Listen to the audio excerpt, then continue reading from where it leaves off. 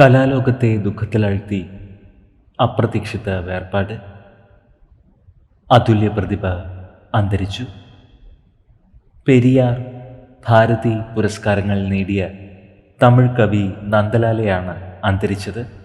ഹൃദയ സംബന്ധമായ അസുഖത്തെ തുടർന്ന് ചികിത്സയിലിരിക്കെ ബംഗളൂരുവിൽ വെച്ചാണ് അന്ത്യം സംഭവിച്ചത്. 69 വയസ്സായിരുന്നു. ചൊവ്വാഴ്ചയാണ് അന്ത്യം സംഭവിച്ചത്.